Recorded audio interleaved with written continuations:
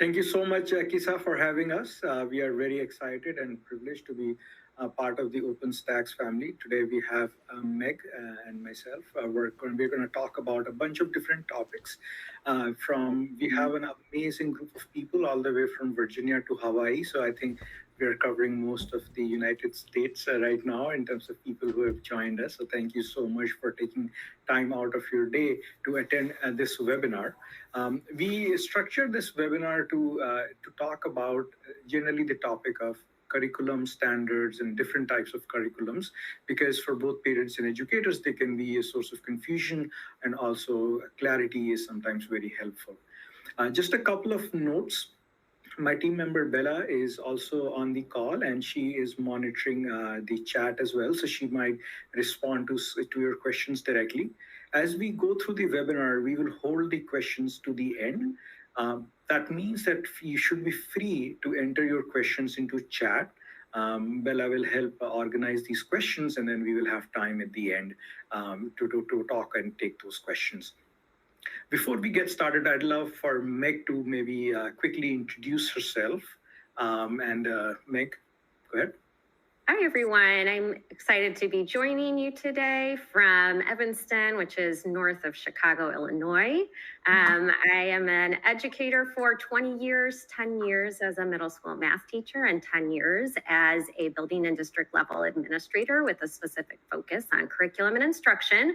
And I've really enjoyed serving as an education advisor for StarSpark.AI throughout the past year. So happy to share in this dialogue today around the evolving landscape of math education. Thank you so much, Meg.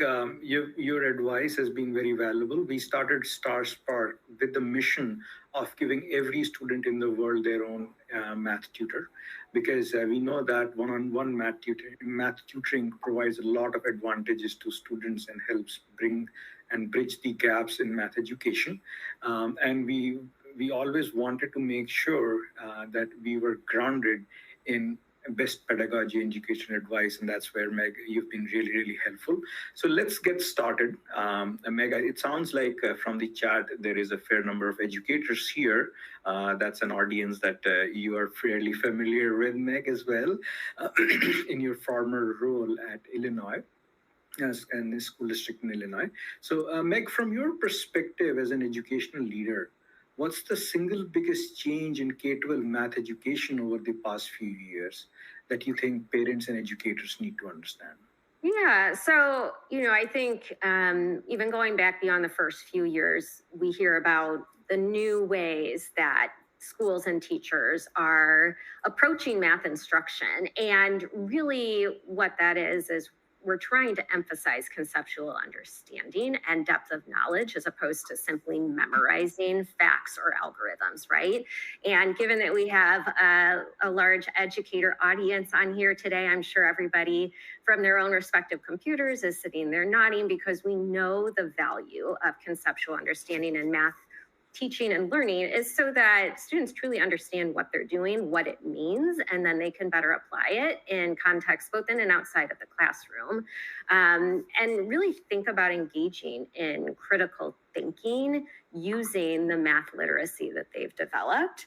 So recently, within the past few years, we certainly have seen a rapid evolution in terms of technology. AI is a perfect example of that. And when we have so many tools at our fingertips, educators in schools really need to grapple with the question about what is meaningful and worthwhile in learning, right? I mean, I remember when I was going through school, there was kind of that argument that you need to memorize your math facts because you won't always have a calculator in your pocket. Well, and lo and behold, now everybody today does have that calculator on their cell phone, right? So we see that the evolution of technology really does impact teaching and learning, because it forces educators to really consider what is meaningful, what is worthwhile in terms of their instructional practices. And hopefully the educators on the call really see the value in helping students grapple with productive struggle, the interconnectedness, the patterns within mathematics. There is certainly value in like math facts because that frees up the cognitive space for that higher level conceptual understanding. And we hope that as AI continues to be an ongoing part of the world that we live in, that educators are also going to really think critically about that question of, how am I balancing the use of a tool like AI with the in-person time that I have with my students so that we can engage in like dialogue and questioning and really leverage those opportunities for critical thinking around mathematics. That is a very, very important point. The conceptual understanding piece is really critical because in my own experience as a parent and also as a teacher to students, feels that a lot of students feel like there are tricks that they need to memorize or formulas they need to memorize, and if they don't get it, then it's very hard for them to get better at math, and that's probably one of the reasons that why we started StarSpark. Let's actually take that thread forward because pedagogy is very important, and progression is part of pedagogy, which is how do you teach these different concepts, and how often do you spiral, and so on and so forth.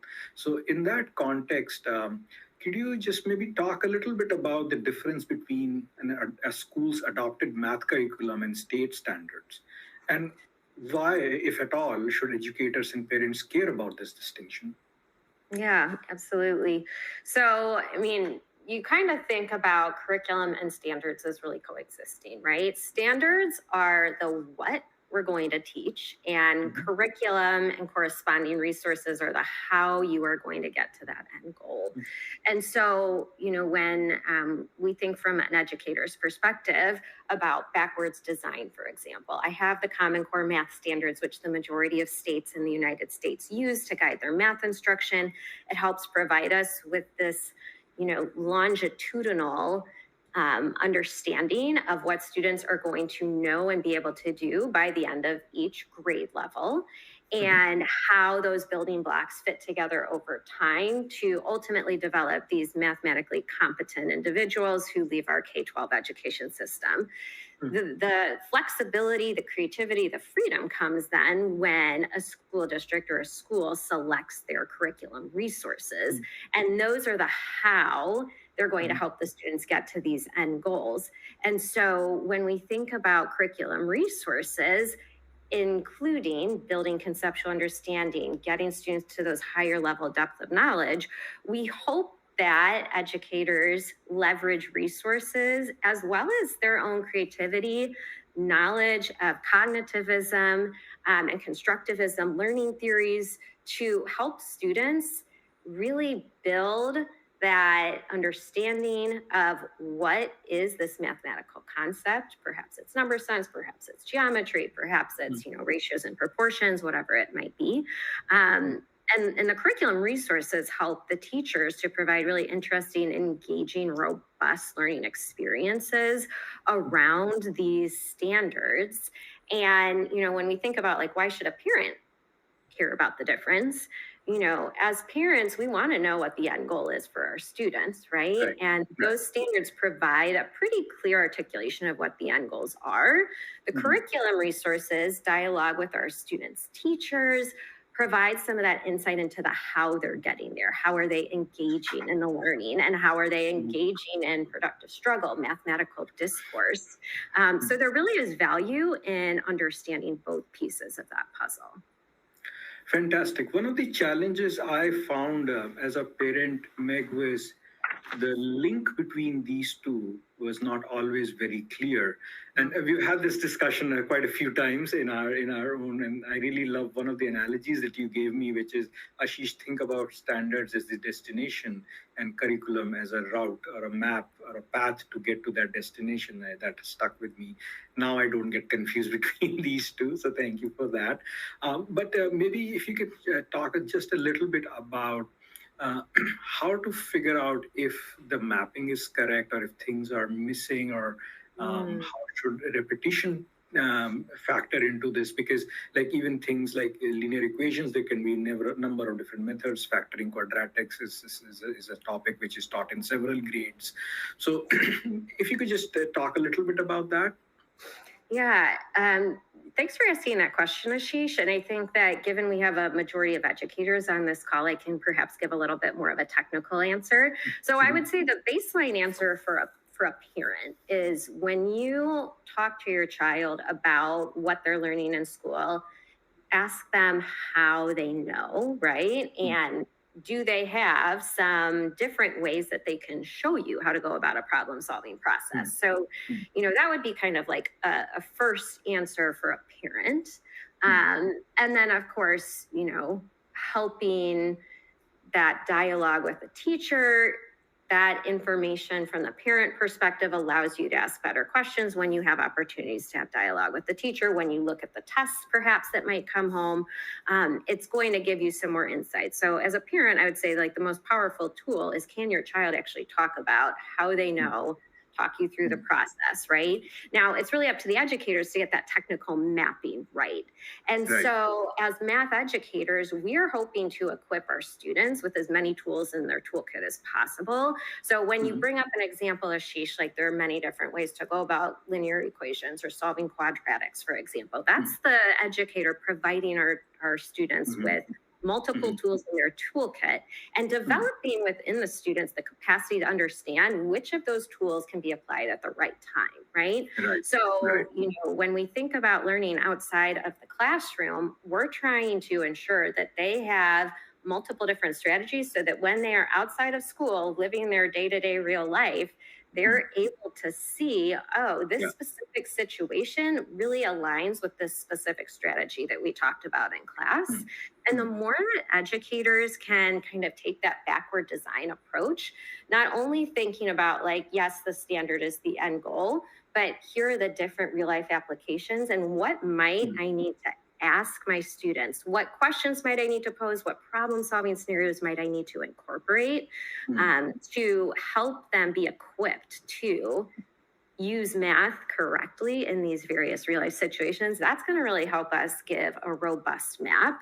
And I think one of the really important critical things to consider is just the diversity of our students and the funds of knowledge they bring to the table, knowing that different schools serve different communities, and what that application of math looks like in different situations and different communities could be quite different. So there's that nuance in terms of knowing the students in the communities you serve and the type of problem solving scenarios you're going to bring into the classroom. Yeah, that's fantastic. I mean, when we worked with you in Illinois, we were surprised that the number one second language was Mongolian, if I remember correctly. Right, and that's our specific school community, right? It might not be that way for the school district, 10 miles up the street. That's right. And not only does that bring in different cultural context, but one interesting example that I heard from one of the teachers in the school district is when you use the word evaluate for a question, it's used very differently in math than in English. And a student may not understand the difference in if you're given a paragraph and the question says evaluate something versus if you're given a math question, it says evaluate. The context makes it different. So sometimes it's not whether the student can actually solve the question. Sometimes the issue is, do they even understand what is expected of them in that question itself? And I really like the different ways kind of thing, because as a parent, one of the challenges I have found in working with my own kids, and I would consider that I got a college degree which required a fair amount of mathematics, so I would consider myself to be maybe more mathematically proficient, is that as parents we end up remembering only the last way, which is the most efficient or the most general way of solving. And an example of that, I'll take an example from quadratic equations, because we remember the quadratic formula. And then we forget all of the different methods, the X method and like completing the square and all of those things, because you know only one thing and then it's very easy to apply.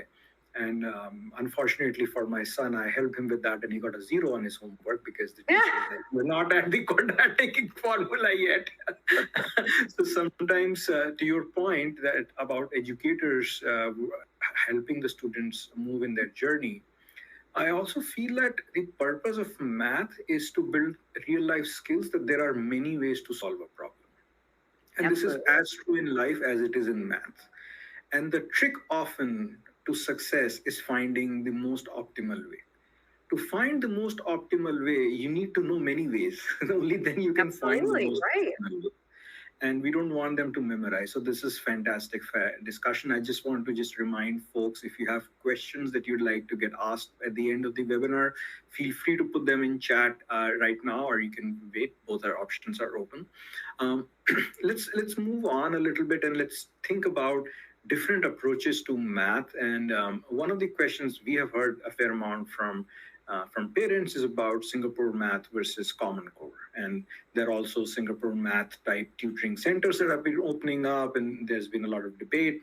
And there are also number of different curriculums. There's like the Nordic curriculums as well as the Indian and the Russian curriculum. So maybe let's focus on the Singapore one for now. And from your perspective, because I know you're intimately familiar with the Singapore math approach as well as the Common Core, what are the fundamental differences between the Singapore math approach and the prevalent US math instruction methods? Yeah. And so, I mean, I guess just quickly, I think it's relevant to probably highlight why people tend to ask about the Singapore math approach. PISA, which is the Program for International Student Assessment, is this international assessment that is given, and 50% approximately of that assessment is mathematical literacy. And Singapore consistently is scoring top of the world on this international assessment. And even with a lower percentage of low socioeconomic students compared to this international body of students in the same socioeconomic demographic, their lower SES students are still outperforming many other countries in the world. So it's a really worthwhile question to ask when we want to consider how to best help our students become successful mathematicians and people, who are able to leverage math in real life. So ultimately, kind of the difference here is Singapore math is really referring to a national curriculum that the country and all of their schools use. And it is based on some core tenets. Number one, they follow a concrete to pictorial to abstract progression when they are teaching concepts, not just in the early elementary grades, but all the way through. And this approach is based on neuroscience and cognitivism theory, knowing that we can't understand and fully comprehend abstract concepts without going through this progression first, right? It allows us to take what we know, our prior schema, and build onto that in a way that's scaffolded. And so that approach of moving from concrete to pictorial to abstract is a really core tenet of Singapore math. They also tend to focus on fewer concepts, but go in more depth. Now, when we kind of compare that to something like the Common Core state standards in the United States, the Common Core state standards really tell us what to teach, not how to teach it. And that does allow for a lot of the tenets of Singapore math to still be applied within United States mathematical classrooms.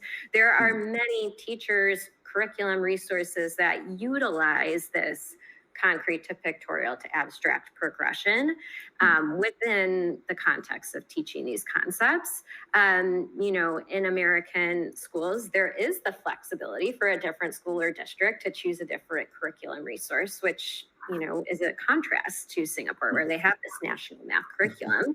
And that can be, both a good and a challenging thing, right? Having different curriculum resources in different schools allows for teacher creativity, teacher expertise, interdisciplinary connections to come through. But then there's not the exact alignment in terms of the math teaching methodology across all United States schools. What is consistent, though, is that end goal for each of the grade levels in terms of what the students will know and be able to do. Got it. Now, there will be some difference also. You mentioned that one of the differences is that Singapore math focuses on fewer concepts. I think it's especially true at the elementary stages, but do them in more depth. And then, so do you feel that the Common Core curriculum is more extensive compared to Singapore math, or not really? How do you see the difference there? Yeah, so I do think the Common Core State Standards covers more topics over time. And my understanding of the rationale for the Singapore Math National Curricula going into more depth with fewer topics is to really focus on building some of that strong number sense that then serves students well in the long run, kind of like the go slow to go fast approach. I mean, in contrast, the Common Core State Standards does provide students exposure to more math concepts earlier on in their math learning journey. And then, many United States math curricula tend to then spiral and revisit these things over time to develop the depth then over time. So that what I say is one of the differences that I would say I notice. Got it. Now, maybe I'll ask you a question, which may be an ill-defined question, Meg, which is that there is a curriculum difference, and there are many factors beyond curriculum, which one is instruction. There is also social and societal factors at play as well. How do we unpack the success of the Singapore math curriculum across what can be attributed to the curriculum itself versus just a different outlook and of the students and the amount of time they actually spend in and outside the classroom doing the math? I'm just asking this question offhand, so I don't know if you know, but I was wondering. So I guess to clarify, like, kind of what do you attribute the success to? Yeah. In the Singapore math curricula. I think there are probably a couple of factors. Number one, depth of knowledge and like true understanding really does allow for application to occur. And that's, I think, something that many math educators know and strive to develop on their own, regardless of the fact that we don't have the same national curriculum approach that Singapore has. I also do think, to your point, there is some of like a cultural impact. I think that, it's very commonly publicized how much Singapore values the rigorous problem solving and the mathematics understanding. And I do think that goes a long way too. You hear from time to time parents in a parent teacher conference saying things like, oh, I was never good at math. It makes sense that, my child is not good at math. And that kind of connects to some of the work and research of Joe Bowler out of Stanford around mathematical mindsets. And I know many math educators on this call, I'm sure, are familiar with Joe Bowler and her work. And really what that speaks to is, that need to develop mathematical identities within our students, both in and out of school, so that they see themselves as mathematicians from a very young age. And I think that can kind of speak to that cultural difference between Singapore and American math mindsets. Fantastic. I had the good fortune of taking a class from Dr. Joe Baller. So I took a teacher training under Professor Joe Baller at Stanford before I started this company, because I felt I should first learn how to teach before I can train AI to teach students some of our thinking, and especially our latest book. I really love the work that they have been doing. Maybe the next question I'll probably ask is, as we move into this kind of AI world now, you've taken that example of a calculator earlier, and now we are seeing AI, which can do many things. Arguably, how well they can do math is still up to question. For folks on the call, my background is I used to work at Google on the Gemini project prior to starting StarSpark. I'm quite familiar with everything that's happening in large language models and others. So, Meg, my question for you is, as parents and educators are seeing more AI tools being used, from your perspective, what is a good use of AI in math education? And then maybe after that, we'll talk a little bit about the pitfalls, so you could do that too. Yeah. So, I mean, I think a lot of what you hear about with AI is making things like more efficient and quick and easy. Mm. And there's merit in that sometimes, right? I think one of the things that becomes really challenging as a teacher is, assessment, giving feedback, differentiating instruction. And Yeah. we know as educators that is at the heart of good teaching and learning. It is at the heart of strong learning pedagogy.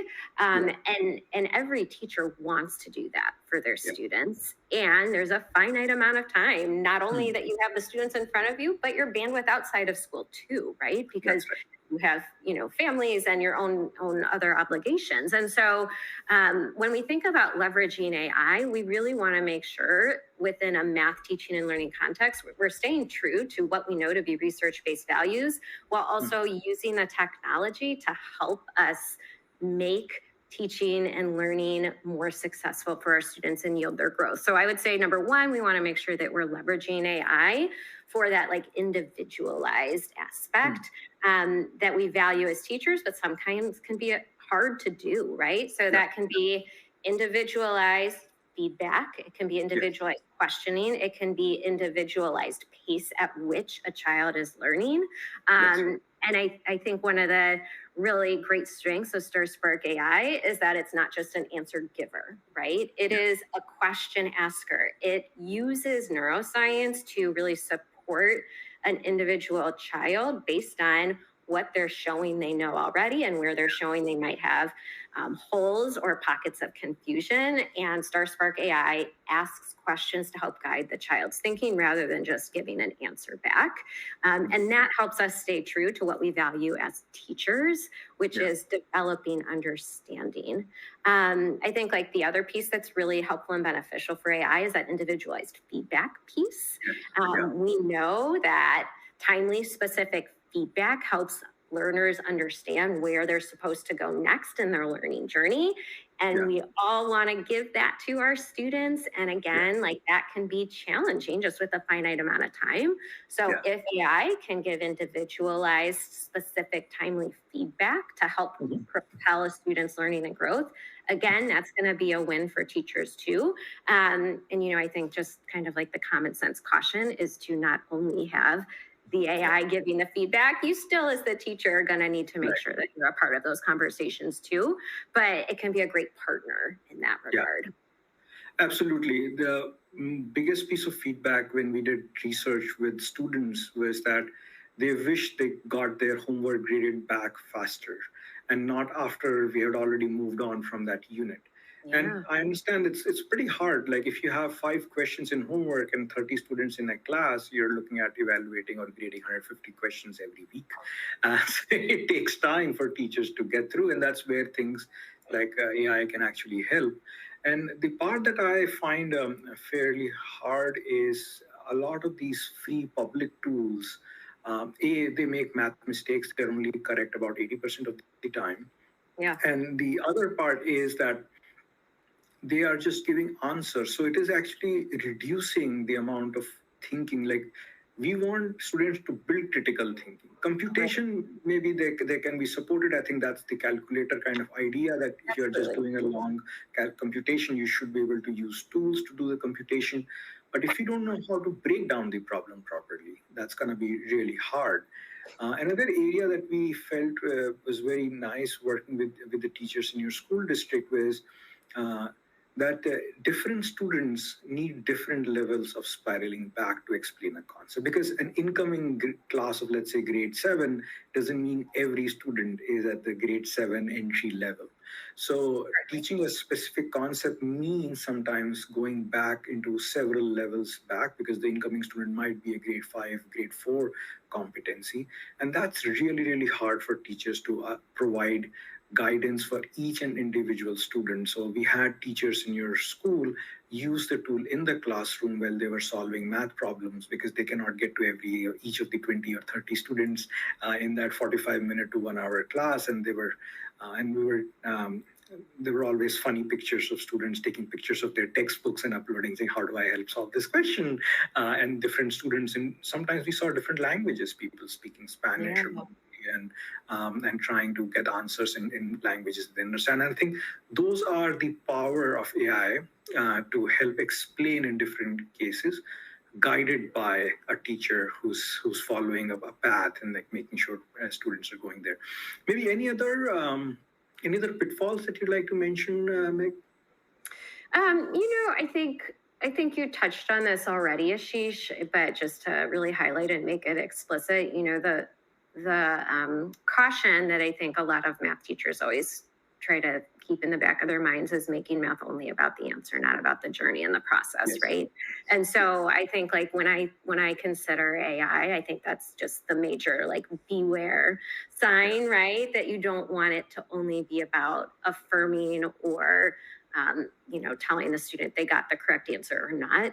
You want to build that propensity for thinking, for valuing the process, and not just be seeking that affirmation of a correct answer, right? Yeah, I have found that the most important thing in math, and maybe I would love to have educators weigh in, parents weigh in chat on this, is I'll make a statement, which is the process of solving a math problem is more important than the answer. So if you agree or disagree, please feel free to put that in chat. And I felt that in a lot of examples, we are only grading the final answer. There are a variety of reasons. Time is one of the biggest ones because I cannot go through every single step. And when we designed our tool, if we focused on, can I tell you exactly which step you got wrong and how to fix that? Because over time, what should only remain is maybe a few computation mistakes that go with practice. And that's why you were talking earlier about math facts. Sometimes they help with getting rid of these silly mistakes, as we call them. But the step-by-step evaluation and guidance is really important because that's how you learn how to break down a problem into smaller steps that are solvable. And my general feeling is that very few AI tools today are able to do that. And that has been our focus from day one, as you know, that we want to have students show their work and give them feedback on their work, not just whether this answer is correct or not. And that eliminates other problems like rapid guessing. We see students use platforms where there's like 4 options and they're like, okay, one of them has to be right. So I'll keep putting it in till I get to the right answer. I learned that with my son when he was on Khan Academy. He was running through his mastery really fast. And I'm like, I'm pretty sure you do not know these concepts. How did you get the mastery? And he's like, Dad, there are like 7 questions. They give you 5 of them. After 2 rounds, I know the answers to all of them. Yeah. Well, and when you're saying that too, that's kind of like, are they understanding the actual math concept, or are they kind of like getting the pattern and the algorithm that's provided to them, right? Yeah. They're learning the wrong thing, which is how to game the system, as opposed to learning the right thing, which is how to make this work. So maybe last question, because we're coming up on time. What's one actionable no-cost step that you can give to parents and potentially to educators on how they can support their child's math learning at home? Yeah. I think in both contexts, one of the most powerful phrases that I use both as an educator and as a parent is tell me more. Tell me more about what you are thinking. And it's applicable in so many situations, right? Not just math, but as a math educator, okay, tell me more. Why do you think this is the right next step? Why do you see these 2 concepts fitting together in this way? Why did you start solving a problem in this way? As an educator, another favorite strategy of mine is you give students the answer, because then it's not about the answer, right? It's only about the process. Tell me more about how you think fictional character came to this answer. Why? What would they have connected together? What type of work might they have shown? Another, I think, favorite strategy for educators too is, like a numberless problem, where what numbers would make this, or what values would make this situation really easy to solve, what values would make this really challenging to solve, and why. When we think about depth of knowledge, right? Depth of knowledge 1 is that basic fact recall. And we've kind of talked already about it frees up cognitive space. There's value in that, right? And we want to propel our students beyond that to help them really start thinking about the math that they're learning and how it's useful and applicable. And so the more that I can find opportunities to provide them with, chances to think about that, the better. So I like keep some of those, quick and easy strategies in my pocket as an educator, and just knowing the majority of people on the call are educators. I want to make sure I name that. As a parent, in addition to the tell me more, if I'm looking at my child's homework that came home or their tests that came home, pick one of these questions that you feel really proud of, talk me through it, help me understand what you did and why, so that your child's using their own work and talking you through it. You get a little bit of that explanation, and you can start to tell if they understand it, or if they kind of are scraping by. And then that's a really nice indicator for you as a parent about if you might want to have a conversation with the teacher, or it's also like a great opportunity to celebrate with your child too. And so that doesn't take a whole lot of time, right? Like, my daughter is in 3rd grade. She brings home a Friday folder. So once a week, I see some of the things she's done in class. I let her take the lead. I let her choose which one of these problems do you feel really proud of. Talk me through it. Help me understand what you did and why you did it. And, that whole conversation takes 3 to 5 minutes, right? But it's a pretty powerful moment at the end of the week together. Fantastic. I'll give my favorite tip on math very quickly, and we'll move into questions, which is that just acknowledge that math is hard. I think when you tell students that, hey, this is so easy, why didn't you get it? Then they start thinking that maybe math is not for them. Just acknowledge that math is hard, and you are not in the shoes of the student. You are much further advanced as a parent. So just say, hey, I know math's hard. Let's keep working through it, which is like most things in life. Things that are worth doing are always hard. With that, thank you so much, Meg. Let me move over to questions. And folks on the call, feel free to, if you have any questions that Meg or I can answer, we would love to take your questions. Unless, of course, we put everybody to sleep, which is entirely possible.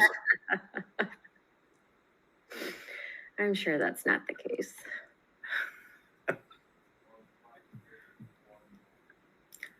Any questions, folks, that you have on the call? Please feel free to type it into chat, or I can read them out.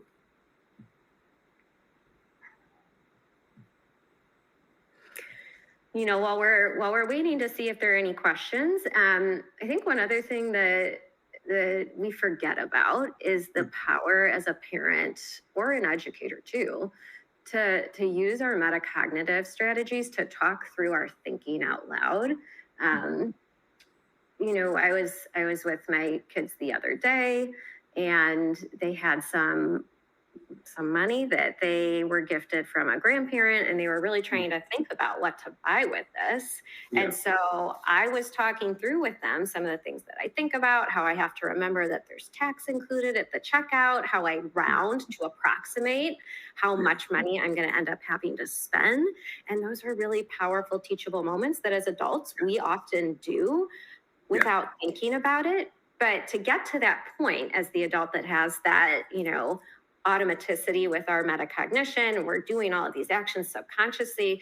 It took us practice to get to that point, right? It took us being in those situations over and over again. And so the more we can talk through those kind of like back of mind, automatic thinking processes that we go through as adults, both in the classroom and out of the classroom, the more it helps our children and our learners. Fantastic. That's